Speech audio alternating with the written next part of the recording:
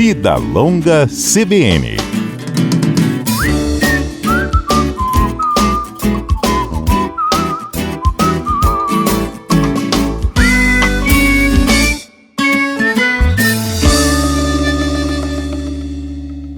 No quadro Vida Longa CBN deste sábado, a gente trata de esquecimentos. Como é que o cérebro da gente funciona? E nem todo esquecimento, gente, pode ser classificado como doença. Esquecer de pagar uma conta naquela data de vencimento é uma situação que pode acontecer com qualquer um. Ir à cozinha, esquecer o que deixou de pegar também, onde deixou as chaves.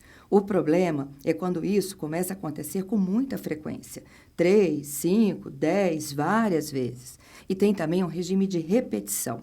A gente vai tentar entender um pouquinho mais do funcionamento do nosso cérebro numa entrevista agora com o médico neurologista Leonardo Maciel. Doutor Leonardo, bom dia. Bom dia, Fernanda. Um prazer estar aqui. Eu é que agradeço. Doutor Leonardo, vamos lá, né? Todo mundo fala assim, São Longuinho, onde é que eu deixei meu celular? Liga para ele. E a chave do carro, meu Deus? Eu jurava que tinha deixado em cima da mesa. Isso até então é normal.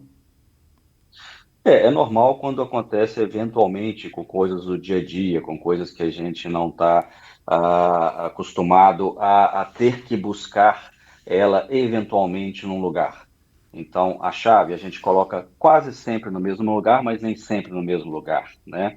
Quando a gente está fazendo várias tarefas também, como cozinhar, né? Geralmente a gente está fazendo outras tarefas ao mesmo tempo, atendendo o telefone, fazendo uma anotação, também é comum acontecer isso. Então, se for uma coisa eventual, isso é considerado normal. E quando deixa de ser normal? Quando vira repetição? Quando acontece várias vezes, né, com a mesma coisa, por exemplo, você mencionou a questão da conta. Aham. Eventualmente, qualquer um de nós podemos esquecer de pagar uma conta, né? Aliás, eu acabei de ver que eu esqueci uma hoje. É, então, é normal. Eu começo a esquecer a mesma conta, principalmente se for mesma conta, se foram várias contas repetidamente, a ponto de ficar inadimplente. Uhum. Cortaram a minha luz, cortaram o meu telefone. Isso já não é normal. Aí eu coloco a chave do carro, geralmente no mesmo lugar, como a gente mencionou. Mas eu estou cada vez colocando em um lugar diferente, e toda vez eu tenho que procurar. Também já não é normal. Como é que funciona o cérebro, a memória da gente? Essa é uma ótima pergunta, porque as pessoas sempre colocam na conta da memória, e nem sempre é assim. Antes da gente guardar na memória, a gente precisa de atenção. Como eu falei para vocês antes, né? Eu preciso de ter repetição naquilo. Coloque assim, né, a gente pode fazer um teste, por exemplo. Eu vou te falar dizer 3 palavras, e você vai repetir logo depois, tá? Uhum. Carro, vestido e pera. Carro, vestido e pera.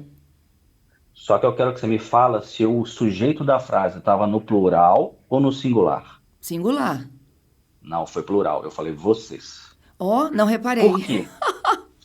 Eu falei vocês. Eu pensei no Adalberto, que eu conversei ali da CBN com a Fernanda, e eu botei vocês. É de propósito. Por que que eu fiz Olha. isso? Você estava com atenção no exercício que eu estava fazendo com você. Então você falou assim, não, eu vou guardar essas frases para não parecer, né, tola aí no exame que o doutor Leonardo está me fazendo ao vivo, né? Aham. Então, eu fiz de propósito. Eu falei o plural, vocês. Primeiro que eu sou mineiro, né? Então não vai ser o vocês, vai ser o vocês. Aham. Segu- Arroz. Segundo que eu fiz de propósito, exatamente. Segundo que eu fiz de propósito para vocês não prestarem atenção, né? Isso é muito comum. Então, primeiro eu preciso prestar atenção numa coisa. Pensa num edifício, numa casa, e que tem um porteiro. A atenção àquele porteiro, aquele que vai filtrar, o que que ele vai deixar, a caixa, a encomenda que vai deixar entrar ou não. As encomendas que eu estou guardando há mais tempo, que estão lá no fundo, lá no almoxarifado, lá no armazém, é a memória anterógrada. Desculpa, a memória retrógrada, a memória antiga. É aquela que você fala assim, gente, eu lembro do primeiro endereço que eu morei em Vitória. Uhum. Então, assim, essa memória antiga, ela fica lá no fundo, ela é mais difícil de tirar essas caixas, de você perder essas caixas. E a memória recente, a memória anterógrada, aquela do dia a dia, né, procedural, que a gente faz as coisas do dia a dia, a lista que eu anotei, se eu esqueci alguma coisa, é a memória que fica mais ali, mais próxima da porta. Ela é mais fácil de perder. para qualquer Entendido. pessoa. Então, se você começa a ter problemas repetidos e eu começo a ter prejuízo no meu dia a dia, é um ponto de atenção que merece a avaliação do neurologista. Ok. Independentemente da idade, isso é mais frequente para quem tem mais idade. É mais frequente para quem tem mais idade. Nesse aspecto, a gente tem que levar em conta algumas coisas. Por quê? A atenção, assim como a memória, aquela memória anterógrada do dia a dia, aquela memória recente que eu falei, ela é altamente susceptível e vulnerável a várias outras coisas, que não sejam casos graves de uma demência, de um comprometimento cognitivo, de memória, de doença. Então, Uhum. por exemplo, é muito comum que eu pergunte para o meu paciente se ele usa óculos, né? Por quê? Sem o óculos, eu presto menos atenção nas coisas. Eu tenho dificuldade. Eu acho que eu li um número ali. O meu filho pediu, pai, eu tenho que pagar essa conta de R$ 20. Eu li o número, é 20 quanto? Se eu não tiver com óculos, vai ficar difícil de eu lembrar esse número. A mesma coisa da audição. Lembra das chaves? Eu coloco a Verdade. chave no mesmo lugar. Mas vamos supor que eu deixei a chave cair no chão. O barulho vai ser diferente. Então, o paciente que está com déficit auditivo, assim como o déficit visual, sem correção, eu não estou usando meu aparelho auditivo, né? Isso vale muito para o idoso. Eu não estou usando o meu óculos, que eu deveria usar no dia a dia, ele vai ficar mais desatento. E aí, a primeira avaliação seria essa. Ele está usando as órteses, os aparelhos que ele deveria usar, né? O segundo, a gente tem que pensar em doenças do dia a dia mesmo. Está tratando diabetes, está tratando a hipertensão direitinho, né? Está com uma glicose controlada, está cuidando do hipotireoidismo, doenças da tireoide, favorece muito a desatenção e o déficit de memória. Então, a primeira coisa que a gente tem que pensar é em coisas do dia a dia, né? E outra coisa muito importante é o sono, né? Você dormir mal, né? Não só em quantidade, mas qualidade, e algumas doenças do sono prejudicam demais a memória. E isso aí vale tanto para o idoso quanto para o jovem. E Uhum. pode ser uma coisa boa. Eu estou acordando mais cedo para fazer atividade física, né? É uma atividade boa, mas eu estou me privando de sono. Eu estou estudando para uma faculdade, estou estudando para fazer minha prova, estou ficando até mais tarde. Já tem estudos provando que se você dormir, você vai fazer a prova melhor do que você estudar mais e dormir menos. Olha só, né? O sono ele é reparador, não é mesmo? Totalmente. Entendido. Doutor Leonardo, falando um pouco do jovem, o TDAH pode influenciar nessa memória? Sim, o TDAH, ele influencia muito nessa questão de memória, na questão de evocação, mas principalmente na questão de atenção. É aquela mesma atenção que a gente. Porque no caso do TDAH, ele tem atenção difusa, né? Uhum. Apesar de eu não ser especialista em TDAH, os neurologistas acabam recebendo muito desses pacientes, só que o TDAH é muito mais complexo do que só desatenção e memória. Então fica muito estigmatizado que é uma criança hiperativa e desatenta. E tem muitas outras características que aí vão fugir um pouco da nossa conversa aqui neste sábado. Entendido. E aí, antes de eu entrar efetivamente nos processos, né, de demência, eu queria falar da menopausa. Todo mundo que está na menopausa fala que sofre de nuvens de esquecimento. É muito comum na mulher, no homem também, né? E tem a ver com não só com a idade, mas com as alterações hormonais. Isso já está provado que as alterações hormonais na mulher são importantes para a fixação de memória, né? Primeiro que atrapalha não só a memória, como atrapalha o sono da mulher, né? Os próprios fogáceos, né, atrapalham a mulher dormir. Então você tem dois fatores coadunantes ali com a questão da memória. Uhum. E aí, chegando de fato, né, nas doenças neurodegenerativas, o Alzheimer seria, então, o principal diagnóstico para esses problemas de esquecimento frequente? Sim, em termos de demência, de doenças degenerativas, ele é de longe a principal causa, né? É muito preocupante. Você precisa fazer o diagnóstico, você precisa fazer um diagnóstico diferencial, no sentido de eu tenho um Alzheimer ou eu tenho outro tipo de demência. Por quê? Muitas causas de transtornos cognitivos demenciais podem ser reversíveis, né? Então, eu tenho, por exemplo, vitamina B12, né, tiamina, doenças associadas à pressão e diabetes, né, a próprio hipotireoidismo, como eu mencionei mais cedo, né, são doenças que causam transtornos cognitivos, aparentemente demência e que podem ser reversíveis. Então, é muito importante que faça essa avaliação. Entendido. Como é que a gente exclui esse ou outro diagnóstico?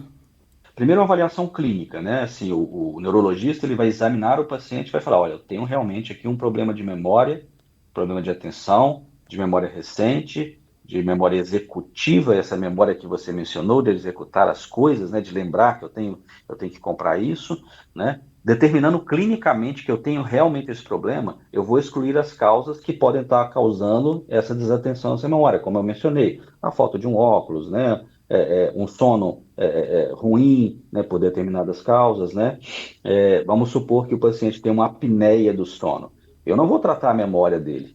A apneia do sono é um distúrbio grave que não só pode causar distúrbios de memória, pode causar mais na frente problemas cardiovasculares e cerebrovasculares graves, como AVC e infartos. Então, eu preciso tratar essa apneia do sono. E às vezes a principal causa no meu consultório é a memória. A partir daí, eu vi que não tem nenhuma dessas causas, ou as doenças do paciente estão bem controladas, eu vou optar por fazer um diagnóstico. E aí eu vou lançar mão do exame neurológico no consultório e depois os exames de imagem e sangue que eu posso utilizar. Entendido. A partir do diagnóstico, como é que se dá esse tratamento? Definido se é Alzheimer, eu tenho várias medicações que podem ajudar a diminuir essa progressão da doença. Não tem nenhuma medicação que cura, que para a progressão, mas que eu posso reduzir a progressão dessa doença. Muitos pacientes falam assim, mas ele vai melhorar no sentido de voltar a fazer o que ele fazia? Às vezes não, mas ele vai melhorar no sentido de não progredir e algumas alterações que vêm junto com a memória no Alzheimer, de comportamento, repetição excessiva, preocupação, elas melhoram muito também com o tratamento. Então não é só para a memória que o tratamento funciona. Entendido. Doutor, assim como o câncer, eu acho que o Alzheimer são as duas doenças mais temidas pela humanidade, não? Eu acho que sim, né? Além das doenças cerebrovasculares, que é a maior causa de morte, né? Mas uma das maiores causas de desabilidade, né? De sequelas, principalmente não só para o paciente, mas para os acompanhantes, seriam as demências. Entendido. E são tratamentos que levam para uma vida toda, mas que não tem cura, como o senhor já enfatizou. Não, não tem cura. Uma coisa que a gente tem que ter em mente é que, além das formas que são reversíveis, né, como eu mencionei, né, deficiência de algumas vitaminas, né, algumas doenças que não estão sendo bem tratadas, eu posso mitigar, eu posso reduzir em muito a chance de eu ter Alzheimer. E aí eu acho que você vai entrar nessa seara agora, que é a Isso questão da aí. prevenção. Isso aí. Vamos começar então. A partir de que idade? Como que a gente previne? Isso é uma construção de vida, né, doutora? A gente não começa a prevenir faltando 10, 12 anos para a gente virar os 50. Apesar de realmente você ter razão nesse sentido, né? Quanto mais tarde, pior. Alguns estudos falam que mesmo pacientes que começam mais tarde têm benefício. Eu só comecei a praticar uma atividade física depois dos 60 anos. Existe um benefício comprovado. Que legal. Então, primeira coisa seria atividade física. Atividade física regular, né? Pelo menos 3 vezes por semana, é comprovadamente uma prevenção eficaz. Você reduz a sua chance de ter doença de Alzheimer e outras demências em até 30%. A gente chega a ter até 10 ou mais fatores que a gente chama de modificáveis. Por exemplo, eu tenho um fator que não é modificável, por exemplo, a minha idade, o meu sexo, eu não consigo modificar, né? A minha herança genética, eu não consigo modificar isso, mas existem mais de 10 fatores modificáveis. Então, vamos lá. Pressão alta, diabetes, colesterol. Isso todo mundo conhece, né? Aham. As outras doenças que eu já mencionei, né? Além disso, as doenças psiquiátricas, né? As condições psicológicas, né? Você ter um tratamento de uma depressão é muito importante, um tratamento eficaz, né? Aham. O Brasil é um dos países que a gente mais subtrata a depressão. As doses são sempre pequenas, você não tem condição de fazer um tratamento, um segmento com o mesmo médico, o mesmo psiquiatra que você começou, fica pulando de médico em médico, mesmo para quem tem plano de saúde, né? Além disso, A alimentação é uma fonte de prevenção, né? A dieta mediterrânea, que todo mundo já ouviu falar ou conhece, né? Além da dieta mediterrânea, né, que é muito conhecida, o café é um dos principais alimentos que tem comprovação científica, claro que em doses regulares, né, 2, 3, no máximo 5 xícaras aí por dia, que já é uma quantidade razoável, né, que tem comprovação de benefícios, não só para a memória, né, como para várias outras doenças, né. Então, assim, se eu fosse resumir, seria um estilo de vida saudável, levando atividade física, alimentação saudável, sono regular e de qualidade, né? Atividade social, né? Você ter contato com pessoas, o meu condomínio, o meu bairro, né? Eu viajar, conhecer pessoas, também são elementos que podem ajudar nessa prevenção de doenças neurodegenerativas cognitivas. Além disso, você ter uma vida cultural, e aí a gente está saindo da palavra cruzada, tá, Fernanda? Ah, eu Não ia é te, ficar eu ia te fazendo perguntar palavra da palavra cruzada, cruzada. né? Não é ficar... Eu gosto de fazer palavra cruzada. Ah, mas você pega a pessoa, ela faz só palavra cruzada. Não adianta, você tem que ter uma vida rica, uma vida cultural rica. Eu aprendo coisas diferentes, eu tenho uma formação, eu aumento a minha formação acadêmica, ou eu aprendo coisas diferentes da minha própria área, né? Isso faz um benefício enorme para a sua cognição, Que né? bom. Então, mas e a palavra cruzada, que até então foi colocada ali como, né, a grande solução para os problemas de memória, ela é parte de um todo.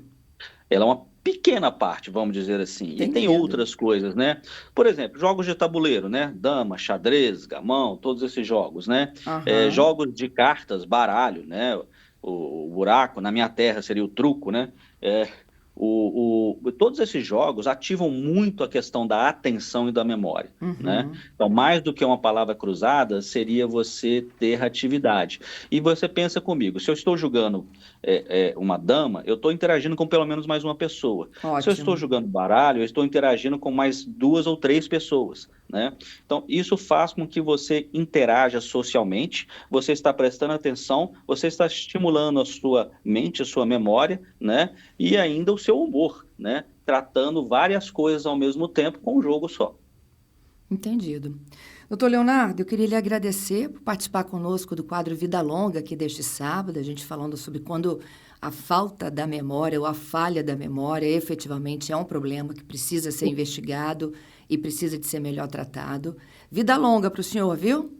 Para todos nós. Eu agradeço e estou à disposição. Muito obrigada. Até uma próxima. Até.